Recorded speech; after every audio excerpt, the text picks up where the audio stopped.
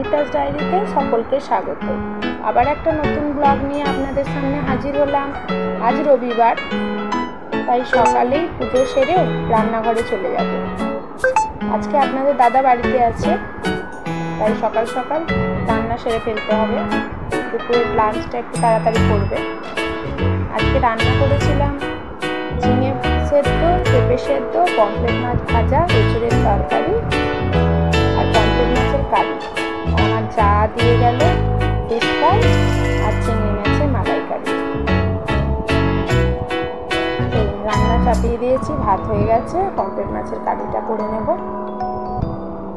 আজকে পমফ্রেট মাছটা আমি ওই আদা জিরে বাটা, পেঁয়াজ, আদা রসুন আর আদা জিরে বাটা দিয়েই করেছি।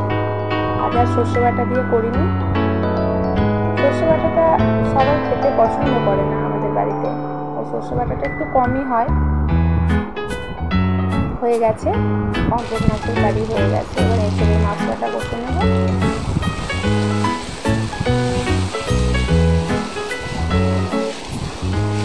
রান্না শেষের পথে এটা হয়ে গেলেই খেতে দিয়ে দেবো। আজ রবিবারের দিন আপনাদের কি মেনু হলো জানাবেন অবশ্যই। ভালো থাকবেন সবাই। আবার দেখা হবে নতুন একটা ব্লগে।